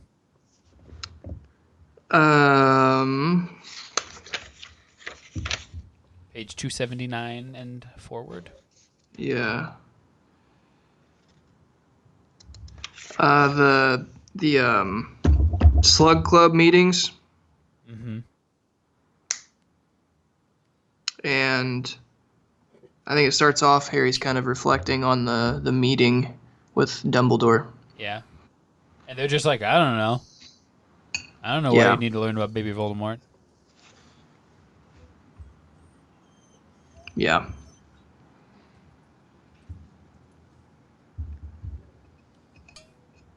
Okay. And then on 281, when they're talking about the Slug Club, we get actually specifically into the Hermione Ron thing, where Ron's like, well, fine, your stupid Slug Club can go sit in a hole by itself. You can go be slugs with McLagan.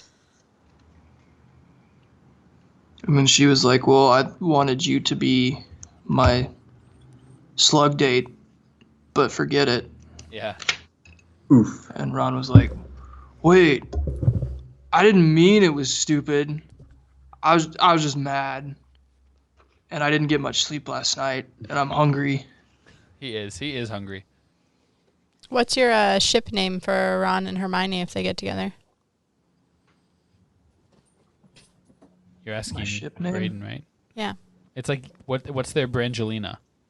Oh. Ron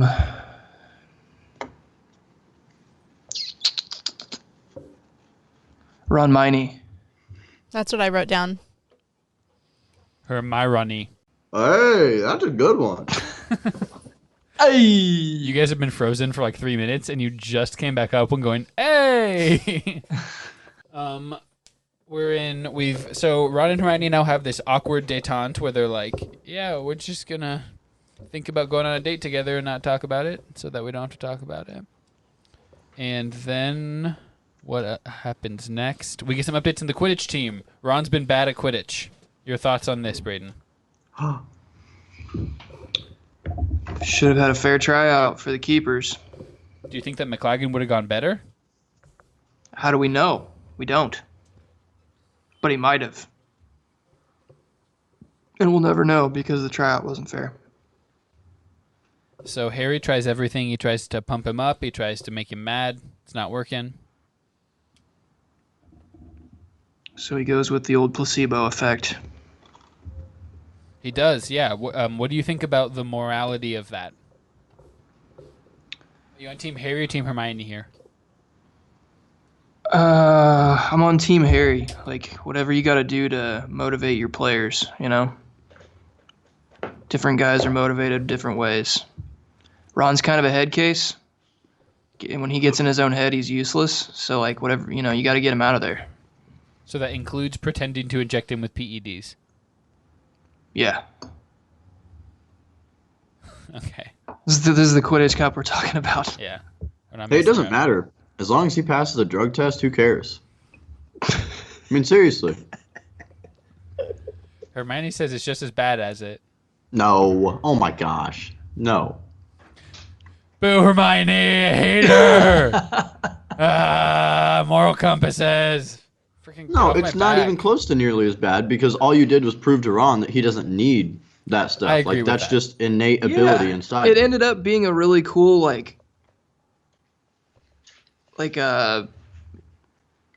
basically leading Ron to his own confidence. Yeah.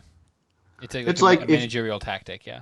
Yeah. If you were in your head about lifting weights, and then I was like, here's some steroids, and then the next day you came back and you're like, man, like I can really feel those steroids, and I'm sitting there like, man, can you though? Because I didn't actually give them to you, and then you hit the weight you were supposed to try and get. Then nobody did anything wrong. All I did was boost your confidence enough. Yeah, I think I agree with that. But then Ron gets mad at Hermione for implying that it was bad. Because she's like, oh, you think you can... Because Hermione's like, the only reason he performed well is because he thought he was lucky. And he's like, oh, so I can only be good at things when I'm taking steroids now, Hermione? So I think that Ron's response is unwarranted for me. Yes, it is. Because all Ron had to say was, so when I'm clear-headed, I perform really well. Yeah. That's all you're saying, Hermione? Ron's being a little sensitive. Yeah. Well, and let's circle back to the snogging. I think Rachel can get back into the conversation here. She doesn't care about the Quidditch so much. She cares about the snogging, though. So much snogging going on. So Harry and Ron walk in on Dean and Ginny snogging. They both have reactions. What are they? Braden and Rachel. Harry wants to murder Dean Why? because that's his future wife that he's snogging. So And we're still set Ron on that. has... Yeah, I don't know why you still think that. Because it's what happens. And then Ron is obviously really, just the older brother in him comes out. I Okay. get that. I don't have younger sisters. I need you to... You both have younger sisters. Walk Yep. me through what Ron's feeling here. Extreme anger. Rage. If you guys are in Ron's shoes, what do you do? Fight. Seriously? Yeah, dead serious. How old is Jenny? 15? Yeah. And the guy she's making out with is 16? Yeah. That's Yeah, a whole enough, 12 months. That's enough of the Get reason out. right there. So you Age guys, difference. your guys' sisters have only dated boys that are exactly their age or younger? Yeah, it has to I be within think the so. same month. Are you, how much older than Hannah are you? It's only like 3 or 4 months, but like years in wisdom. Yeah, me and Braden are going to have Negative to years. And discuss this Hannah's later. a nurse. You don't get to claim wisdom over her.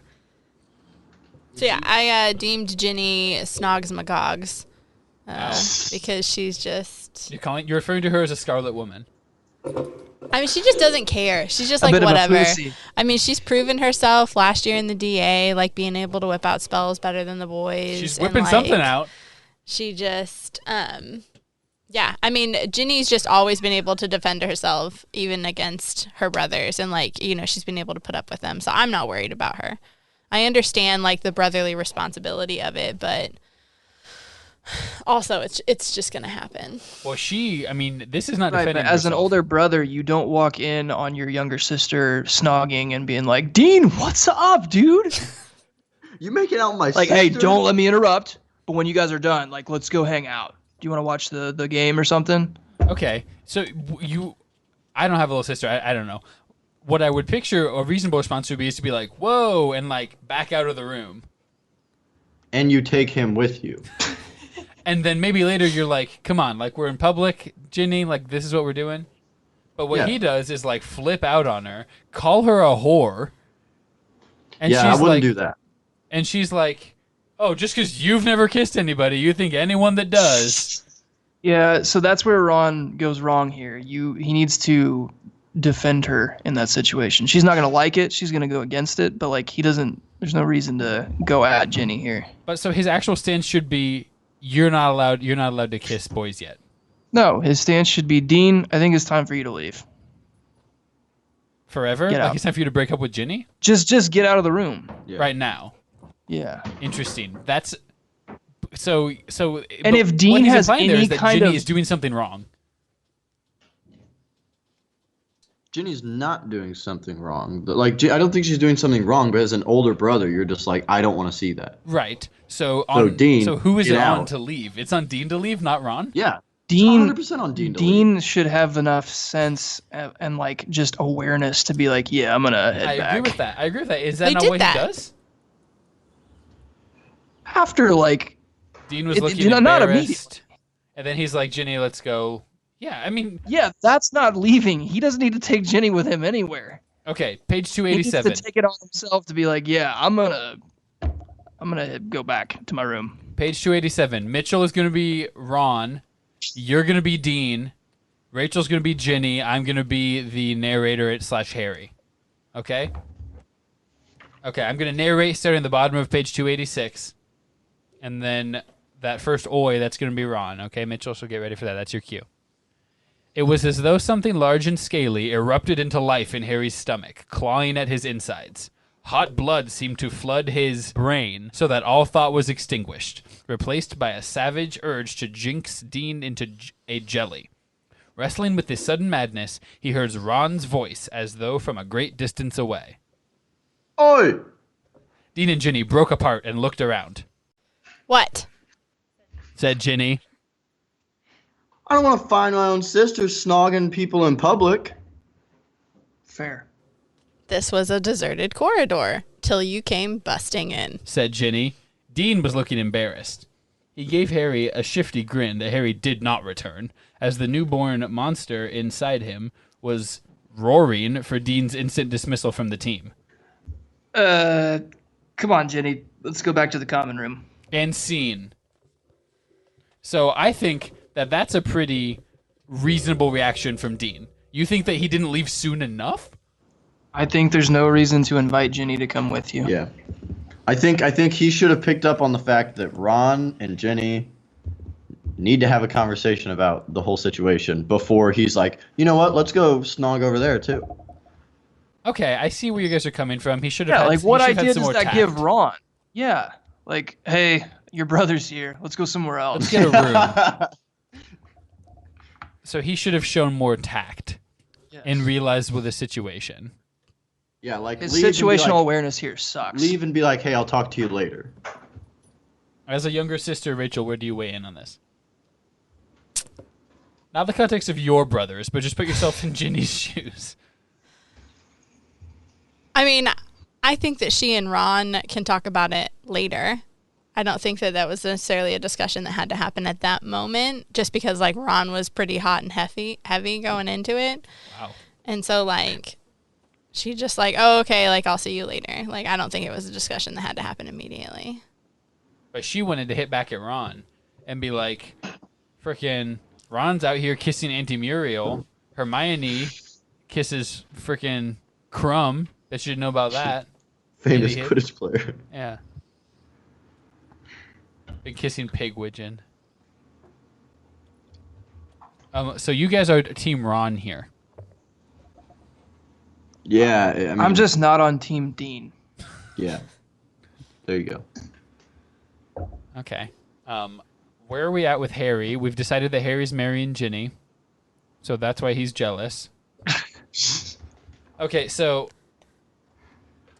we've got this whole situation. Plus, now Dean is on the Quidditch team. Are we worried about that? Because Dean's making out with Ginny, and they're both on the team, and Ron and Harry. It's a love pentagon.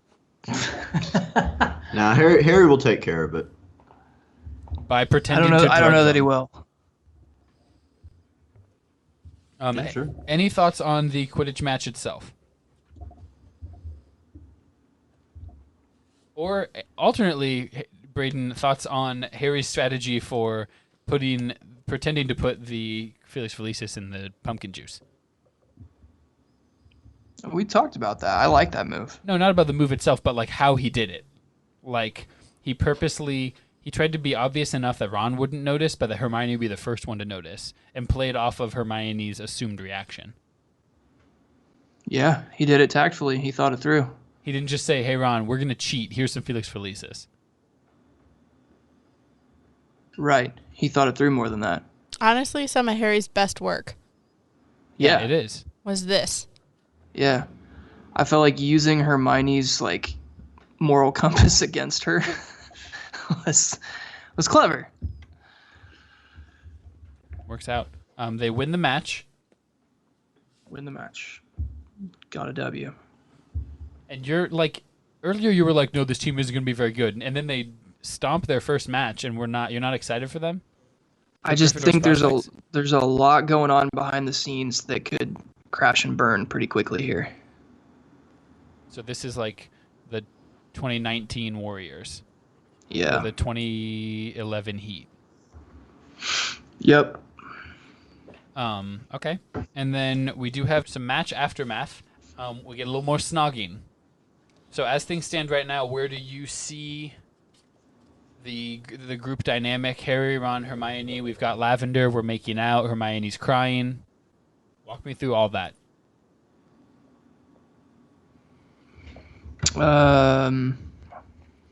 I mean, you kind of just walked through it. No, I want you to walk through it, Braden. That's the point of the pod. What do you think about it? There's just a lot going on, and I think What's going the on? only way that Harry, Ron, and Hermione are effective is when they're a cohesive team. Mhm. They need all three of each other to be able to have a chance against Voldemort and the Death Eaters. So this is not good. So how do we get back to that point? What's the plan? We kill Draco. Killing Draco's going to help the snogging with Dean situation and Lav? I don't know. Maybe we just take it easy on the emphasis on snogging. Like, seems like everybody's just like itching to snog. I mean, they're 15, 16, 17. We just need to focus more on Quidditch. What's best for the team? Okay, that's what I'm saying. How does that happen? Does Harry be like, okay, as your captain, I'm going to need you guys to like have a platonic relationship until the end of the season? We need to hold off on relationships till the end of the season. Don't bring that crap in the locker room, you know? Yeah, because they share locker rooms. It's unrealistic. They do. Lavender's not on the team. Like, but that's going to get, like, that's messing up the Hermione vibe. So, but, there's two sides to it. You said the trio be not together. That messes up not just Quidditch, but also the Death Eaters. And so, like, how does this Ron and Lavender? You think it's just a fling, and they're just gonna get bored of each other in a couple months? He's gonna come crawling back. I think Ron's just excited that a girl finds him attractive, and he's excited at the chance to snog. Who among us hasn't been there? You know. Especially after Jenny's comments. Yeah. So he's spite snogging. Spite snogging. Who among us hasn't been there? Yeah. That's Me. fair. Rachel. I haven't been there. Don't I lie, have to worry Rachel. about that. Hannah. I don't have to. It's never happened, bro. So you just see this fizzling out on its own. We don't have to take drastic measures. Harry's not gonna have to pretend to spike Ron's something with love potion so he'll fall in love with Hermione and then realize he actually loved her all along. I don't think so. All right, so we're just moving forward, not very worried. Do we care about Snargaluff pods? The angry tree they were dealing with in the beginning. I don't think so. Not really. Seemed like just an interesting write-in, a funny, weird thing in the magical world. It's just a metaphor for the entanglement of teenage relationships. Exactly. All right. Is there anything that we missed, Rachel, Mitchell, that we should be caring about from these 4 chapters? I know we kind of just sort of breezed through them. Just only hit the highlights. I just think it's going to be interesting watching the dynamic of the group moving forward. The 4 of because us. They're just all... Yeah. It's going to be interesting to see how Draco and Josho goes, just in terms of podcast success. Yeah, just with them and, feelings are hurt and how they're going to manage, just being around each other. Yeah, if any of the hormonal stuff is going to end up affecting the broader, good versus evil plot line. Yeah. Maybe Hermione, to get back at Ron, goes out with Draco. They would make a cute couple. I could see that happening. We would love to hear from you guys. Call 978-768-8370, 978-POTTER0. We'd love to have you call in. We'd love to have you email us, mugglesperspective@gmail.com. Hit us up on the Insta or Facebook. We'd love to hear from you, your thoughts on what we did and did not cut out of this episode. Your thoughts on frozen pizza, your thoughts on Mitchell's hair. Please, Mitchell, can I get, where can people follow you if they're interested? On Instagram, Twitter? Yeah, Instagram is the only thing I have. Okay. My man Mitch, 1998 Yes. is the username. Mitch, 1998. Get some good. We can see what's going on with his hair. See what's going on in his love life. He posts a lot. Currently non-existent, but That's why I'm trying to get people to go look at your Instagram, Mitchell. Gosh, leave the room. There you go. Dean. You can keep up with Braden exclusively on this podcast or by being in his one fantasy football league. Rachel, where can people keep up with your comings and goings? I respond to the Facebook and Instagram messages.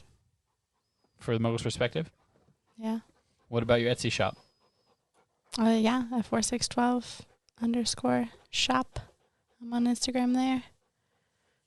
If you want to see pictures of George, you can follow me on Instagram at Rachel_Mayor. Yeah, pictures of George. A lot of pictures of George. So, thank you for tuning in. Thank you to our guests, Mitchell and Rachel, all the chills. Phil. Harry Potter and Chel. That's what the title. Snogging and Chel probably is going to be the title of this episode, be my guess. I thought it was going to be fanciable. Something about fancy ability. Okay, bye. Thanks, guys. Bye. See ya. Bye. See you later. Bye.